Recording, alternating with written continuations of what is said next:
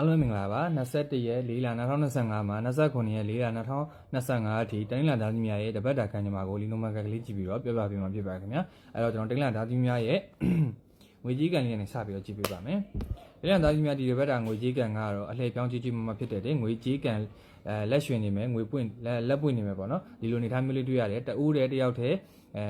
တဘာသာတည်းလောက်ကင်နဲ့အလုပ်ငန်းတွေမှာပို့ပြီးတော့အောင်မြင်နိုင်မယ်ဆိုတဲ့နမိတ်ကလေးမြင်ရတာပဲပြီးတော့တနင်္လာသားကြီးများဒီဘက်တာမှာငွေကြီးကန်လေးကကောင်းနေပါတယ်ဆက်လက်ပြီးတော့ကျွန်တော်အလုပ်ကန်လေးကိုကြည့်ပြပါမယ်အလုပ်ကန်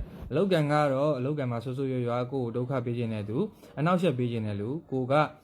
အလုပ်ထဲမှာအဆင်မပြေဖြစ်နေမယ်ဆိုရင်တပတ်တာကာလဖြစ်ပါတယ်အဲ့တော့အလုပ်ကန်လေးကတော့ညံ့နေပါတယ်ဆက်လက်ပြီးတော့ကျွန်တော်တနင်္လာသားကြီးများရဲ့အချီရေးကိုကျွန်တော်ကြည့်ပြပါမယ်အချီရေးကတော့ကောင်းပါတယ်ဒီဘက်တာကာလမှာအချီနဲ့ပတ်သက်ပြီးတော့ပျော်ရွှင်စရာဝမ်းသာစရာကိစ္စလေးတွေကြုံလာနိုင်တယ်ပြီးတော့အချီရေးမှာတခုခုပေါ့နော်အမှန်တိုင်းပေါ်လာတဲ့ကောင်းသည်ဖြစ်စေဆိုးသည်ဖြစ်စေလက်ခံနိုင်ဖို့အတွက်ပြင်ဆင်ထားပေးပါတနင်္လာသားကြီးများအချီရေးကတော့ကန်လေးကောင်းနေတယ်လို့ပြောလို့ရတယ်ပေါ့နော်အဲ့တော့ပြီးတော့ဆက်လက်ပြီးတော့တနင်္လာသားကြီးများရဲ့အိမ်တော်ရေးကတော့ချောချောကျူကျူအဆင်ပြေပြေချောချောမုံမုံပဲဆိုတဲ့နမိတ်ကိုမြင်ရတယ်အဲ့တော့တနင်္လာသားကြီးများဒီဘက်တာအိမ်တော်ရေးကန်လေးလည်းကောင်းမွန်နေမယ်အဆင်ပြေချောမွန်နေမယ်ဆိုတဲ့နမိတ်ကလေးမြင်ရတယ်ပေါ့နော်အဲ့တော့ကျမ်းမာရေးကိုဆက်လက်ပြီးကြည့်ပြပါမယ်တနင်္လာသားကြီးများရဲ့တပတ်တာကျမ်းမာရေးချိန်လေးကတော့ကျမ်းမာရေးကတော့အနည်းငယ်စိတ်ပင်ပန်းတာပြီးတော့လူပင်ပန်းတာပြီးတော့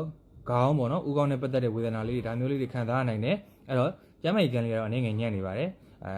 အားလုံးပဲကျမ်းမာချမ်းသာကြပါစေခင်ဗျာကျွန်တော်အကောင့်လေးကို follow လုပ်ဖို့လည်းမမေ့ပါနဲ့အောင်ပြီးတော့ကျွန်တော်တရက်ပေါ့နော်ကျွန်တော် online ကနေတဦးချင်းစီတည်တဲ့အဟောတွေကိုကျွန်တော်10ယောက်ပဲဟောပေးပါတယ်ပြီးတော့ကျွန်တော်မြစ်တာချင်းနဲ့ပေါ့နော်10ယောက်ပဲဟောပေးရဲအဲ့ပြီးသွားရင်တော့ကျွန်တော်နားပါတယ်အဲ့ဒါလေးပြောချင်ပါတယ်အများကြီးဆိုလို့ရှိရင်ကျွန်တော်လည်းမဟောနိုင်လို့ပါကျေးဇူးတင်ပါတယ်ခင်ဗျာ